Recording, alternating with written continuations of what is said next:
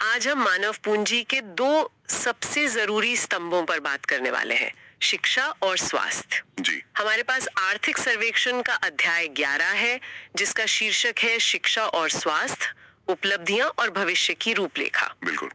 और ये अध्याय मतलब एक तरह से भारत की तरक्की की नब्ज पकड़ने जैसा है। इसमें दो मुख्य हिस्से हैं, है ना? हाँ, और एक तरफ ये पड़ताल करता है कि हम अपनी शिक्षा प्रणाली को कैसे बेहतर बना रहे हैं और सबकी पहुंच में लाने के लिए क्या कर रहे हैं। और दूसरी तरफ स्वास्थ्य, मतलब स्वास्थ्य के मोर्चे पर हमारी लड़ाई पुरानी चुनौतियों से लेकर आज की जो नई मुश्किलें आ रही हैं उन तक। जी। हमारा मकसद यही समझना है कि ये दोनों क्षेत्र एक दूसरे से कैसे जुड़े हैं और देश के भविष्य को आप कह सकते हैं कैसे आकार दे रहे हैं। और मुझे लगता है कि इसमें कुछ बहुत ही दिलचस्प और शायद हैरान करने वाली बातें भी सामने आएंगी। हाँ, खासकर जब हम बदलती जीवन शैली और डिजिटल दुनिया के असर को देखते हैं। हाँ। तो चलिए इस गहरी पड़ताल को शुरू करते हैं। चलिए शिक्षा से ही शुरू करते हैं। इस रिपोर्ट में राष्ट्रीय शिक्षा नीति यानी एनईपी का जिक्र बहुत प्रमुखता से है। और इसे 34 सालों में आया पहला बड़ा सुधार बताया गया है। इसका लक्ष्य क्या है, मतलब बड़ा बदलाव क्या है इसमें? देखिए, इसका मुख्य लक्ष्य हमारी शिक्षा प्रणाली को जो रटने रटाने वाली पढ़ाई है उससे निकालकर 21वीं सदी के लिए तैयार करना है, जहाँ सोच, सवाल पूछने और समस्या को सुलझाने पर जोर हो। बिल्कुल, क्रिटिकल थिंकिंग। लेकिन ये तो हुई सोच के स्तर पर बात।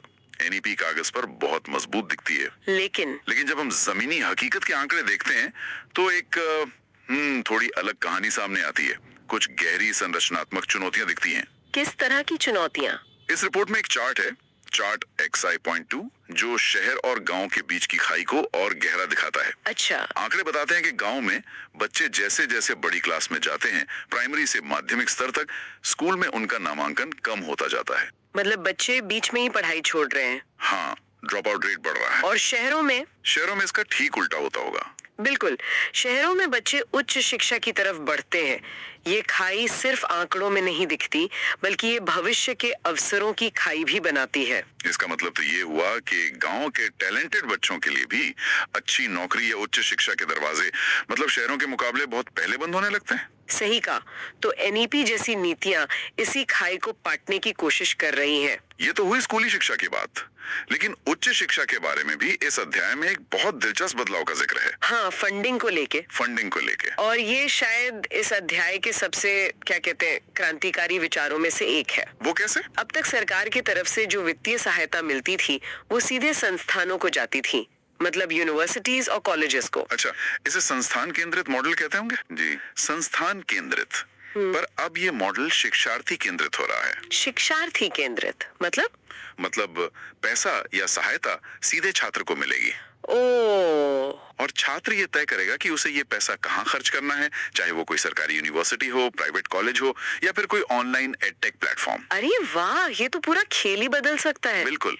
इसका मतलब तो ये हुआ कि अब संस्थानों को छात्रों को आकर्षित करने के लिए आपस में मुकाबला करना होगा। और यहीं पर बात वाकई दिलचस्प हो जाती है।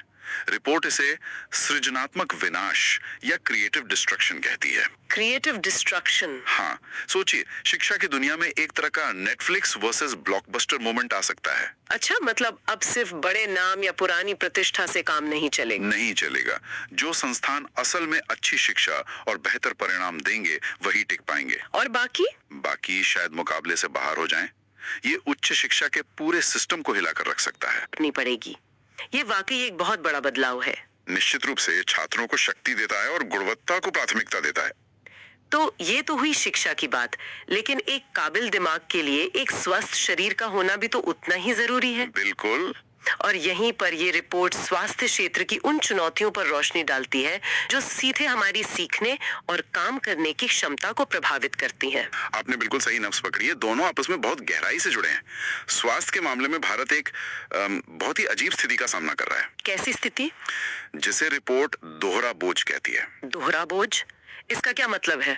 इसका मतलब है कि हम एक ही समय में दो अलग अलग तरह की महामारियों से लड़ रहे हैं। एक तरफ हमारे कुछ राज्य अभी भी पुरानी समस्याओं से जूझ रहे हैं, जैसे कुपोषण, टीबी, संक्रामक रोग। जी। और दूसरी तरफ केरल जैसे राज्य हैं जिनकी स्वास्थ्य प्रोफाइल विकसित देशों जैसी हो गई है। अच्छा। वहां अब जीवन शैली से जुड़ी बीमारियां जिन्हें हम गैर संचारी रोग कहते हैं, वो मौत का सबसे बड़ा कारण बन गई हैं। जैसे हृदय रोग, मधुमेह, कैंसर। बिल्कुल। तो हमें एक ही स्वास्थ्य प्रणाली से इन दोनों बिल्कुल अलग तरह की चुनौतियों से निपटना पड़ रहा है। ये तो वाकई एक बहुत जटिल स्थिति है। और रिपोर्ट में मृत्यु के कारणों को लेकर भी कुछ आंकड़े दिए गए हैं। हाँ, चार्ट XI.9 में, और वो भी काफी कुछ बताते हैं। जैसे कि हृदय रोग पुरुषों और महिलाओं दोनों में मौत का सबसे बड़ा कारण है। हाँ, लेकिन इसमें एक छोटा सा अंतर है। पुरुषों में इसका अनुपात थोड़ा ज्यादा है, लगभग 32%, जबकि महिलाओं में ये करीब 29% है। और ये हमें सीधे तौर पर आधुनिक जीवन शैली से जुड़ी स्वास्थ्य समस्याओं की ओर ले जाता है। और इस अध्याय में ऐसी दो बड़ी आधुनिक चुनौतियों पर खास ध्यान दिया गया है। जी, बढ़ता मोटापा और डिजिटल लत। प्रोसेस्ड फूड्स यानी UPF से सीधे तौर पर जोड़ा गया है। बिल्कुल सीधा संबंध है। आंकड़े साफ दिखाते हैं कि जैसे जैसे बाजार में पैकेज्ड और रेडी टू ईट खाने की खपत बढ़ी है, वैसे वैसे हमारे देश में मोटापे की दर भी आसमान छू रही है। सही कहा। ये अब सिर्फ एक व्यक्तिगत समस्या नहीं रही, ये एक राष्ट्रीय स्वास्थ्य संकट बनता जा रहा है। और ये सिर्फ शहरों तक सीमित नहीं है ना? हाँ, अब तो गांवों में भी चिप्स और इंस्टेंट नूडल्स पहुंच गए हैं। हर जगह। इससे निपटने के लिए रिपोर्ट में कुछ नीतिगत उपायों का भी जिक्र है, जैसे कि फ्रंट ऑफ पैकेज लेबलिंग। मतलब पैकेट के सामने ही साफ साफ लिखा हो कि इसमें कितनी चीनी, नमक या फैट है। जी, ताकि लोग देखकर समझ सकें कि वो क्या खा रहे हैं, सोच समझकर निर्णय ले सकें। लेकिन क्या सिर्फ जानकारी देना काफी है? लोग तो स्वाद और सुविधा भी देखते हैं। यही सबसे बड़ा सवाल है, और इसी सवाल का जवाब हमें राजस्थान के एक बहुत ही सफल मॉडल में मिलता है। अच्छा। हाँ, इसका जिक्र इस रिपोर्ट में है। इसे कैश प्लस मॉडल कहा गया है, और ये इस बात का बेहतरीन उदाहरण है कि सिर्फ पैसा या जानकारी देना काफी क्यों नहीं है। कैश प्लस मॉडल, ये सुनने में तो बहुत प्रभावी लगता है, लेकिन व्यवहार में ये कैसे काम करता है? मतलब ये प्लस वाला हिस्सा असल में क्या है? बहुत अच्छा सवाल है। देखिए, ये मॉडल कुपोषण से लड़ने के लिए बनाया गया था। इसमें सरकार लाभार्थियों को DBT के जरिए पैसा तो देती ही है। वो हुआ कैश वाला हिस्सा। हाँ, लेकिन प्लस वाला हिस्सा है व्यवहार परिवर्तन। व्यवहार परिवर्तन? इसके तहत स्वास्थ्य कार्यकर्ता लगातार परिवारों से मिलते हैं, उन्हें समझाते हैं कि बच्चों के लिए कौन सा खाना जरूरी है, उसे कैसे पकाना है, साफ सफाई क्यों जरूरी है। अच्छा, तो ये सिर्फ पैसा नहीं बल्कि पैसों के सही इस्तेमाल का तरीका भी सिखाता है। बिल्कुल, ये दिखाता है कि सिर्फ पैसा देना काफी नहीं है, उसके साथ साथ लोगों की सोच और आदतें बदलने पर भी काम करना पड़ता है। इसे तकनीकी भाषा में SBC कहते हैं, मतलब सामाजिक और व्यवहार परिवर्तन संचार। लेकिन इसका सीधा सा मतलब है लोगों से सही तरीके से बात करना, ताकि वो समझे कि पौष्टिक खाना क्यों और कैसे खिलाना है। बिल्कुल, ये क्यों वाला हिस्सा ही असली गेम चेंजर है। ये तो शानदार है। अब दूसरी आधुनिक चुनौती पर आते हैं, जिसका जिक्र आपने किया था, डिजिटल लत। हाँ, ये शब्द सुनने में तो बहुत आम लगता है, लेकिन रिपोर्ट इसे एक गंभीर व्यवहारिक जोखिम मानती है। और इसे गंभीरता से लेना बहुत जरूरी है। रिपोर्ट एक बहुत महत्वपूर्ण बात कहती है। क्या? कि भारत में 15 से 29 साल के युवाओं में मोबाइल और इंटरनेट की पहुंच लगभग 100% है। लगभग सार्वभौमिक। जी, तो अब पहुंच कोई मुद्दा नहीं रहा, अब मुद्दा है इस्तेमाल का, और यहीं पर डिजिटल लत एक बड़ी समस्या बनकर उभर रही है। और इसके असर क्या हो रहा है? असर कई स्तरों पर हैं। पढ़ाई के घंटों का नुकसान हो रहा है, काम पर उत्पादकता में कमी आ रही है, सामाजिक मेलजोल में भी कमी आती होगी। बहुत ज्यादा, जिससे चिंता और तनाव बढ़ता है।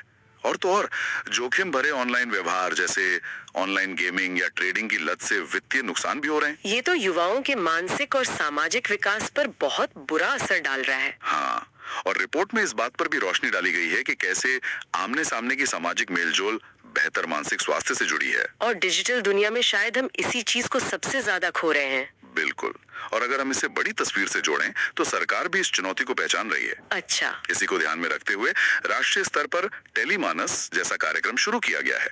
ये एक हेल्पलाइन है जो डिजिटल माध्यम से ही मानसिक स्वास्थ्य सहायता देती है। ये तो एक तरह से तकनीक का इस्तेमाल तकनीक से पैदा हुई समस्याओं को हल करने के लिए करना हुआ। जी, ये इन नई चुनौतियों के प्रति एक आधुनिक नीतिगत प्रतिक्रिया है। तो कुल मिलाकर ये बात साफ है कि शिक्षा और स्वास्थ्य के क्षेत्र आपस में कितने गहरे जुड़े हुए हैं। बहुत गहरे। एक कुपोषित बच्चा स्कूल में ठीक से ध्यान नहीं लगा सकता और डिजिटल लत का शिकार एक युवा अपनी पूरी क्षमता तक कभी नहीं पहुंच सकता। बिल्कुल, ये समस्याएं सीधे तौर पर देश की मानव पूंजी और उत्पादकता को कमजोर करती हैं। आपने एकदम सही निष्कर्ष निकाला है। रिपोर्ट इसी बात पर जोर देती है कि हमें एक समग्र दृष्टिकोण की जरूरत है। हम स्वास्थ्य और शिक्षा को अलग अलग नहीं देख सकते। एक होलिस्टिक अप्रोच। हाँ, हमें एक ऐसा माहौल बनाना होगा जहाँ नागरिक अच्छी शिक्षा, बेहतर स्वास्थ्य, सही पोषण और जिसे हम डिजिटल वेलनेस कह सकते हैं, उसे प्राथमिकता दें। इसका मतलब सिर्फ समस्याओं का इलाज करना नहीं है, बल्कि एक ऐसे स्वस्थ और कुशल समाज की नींव रखना है जो भविष्य की हर चुनौती के लिए तैयार हो। बिल्कुल, ये एक सक्रिय और निवारक दृष्टिकोण है। जी, न कि केवल समस्या होने पर प्रतिक्रिया देने वाला। तो आज की इस गहरी पड़ताल से ये साफ है कि भारत शिक्षा और स्वास्थ्य के मोर्चे पर एक साथ कई लड़ाइयां लड़ रहा है। हाँ, और ये लड़ाइयां आसान नहीं है। एक तरफ हम पुरानी चुनौतियों से निपट रहे हैं, तो वहीं दूसरी तरफ मोटापा, मानसिक स्वास्थ्य और डिजिटल लत जैसी आधुनिक और जटिल चुनौतियां हमारे सामने खड़ी हैं। और ये नई चुनौतियां दिखाती हैं कि कैसे व्यक्तिगत व्यवहार, सामाजिक संरचनाएं और सरकारी नीतियां, ये तीनों एक दूसरे को प्रभावित करते हैं। राजस्थान का कैश प्लस मॉडल इसका एक बेहतरीन सकारात्मक उदाहरण है। जी, जहां एक अच्छी नीति ने लोगों के व्यवहार को सफलतापूर्वक बदला। और ये हमें एक बहुत ही विचारणीय प्रश्न पर छोड़ जाता है। इस रिपोर्ट में डिजिटल लत और अल्ट्रा प्रोसेस्ड फूड्स की खपत जैसे मुद्दों से निपटने के लिए ज्यादातर व्यक्तिगत और स्कूल स्तर के उपायों पर ध्यान केंद्रित किया गया है। जैसे कि माता पिता को बच्चों का स्क्रीन टाइम सीमित करने की सलाह देना या स्कूलों में स्वस्थ भोजन के विकल्प देना। सही, लेकिन यहाँ एक बड़ा और मुश्किल सवाल उठता है। क्या? जब ये समस्याएं व्यक्तिगत न रहकर व्यवस्थागत हो जाती हैं, मतलब जब पूरा का पूरा इकोसिस्टम ही इन आदतों को बढ़ावा दे रहा हो, चाहे वो फूड इंडस्ट्री हो या सोशल मीडिया। बिल्कुल, तो किस बिंदु पर जिम्मेदारी सिर्फ व्यक्तिगत चॉइस से हटकर उन उद्योगों को विनियमित करने की ओर चली जाती है जो इन आदतों से सीधे तौर पर अरबों का मुनाफा कमा रहे हैं। ये एक ऐसा सवाल है जिस पर शायद हमें भविष्य में और गहराई से सोचना होगा।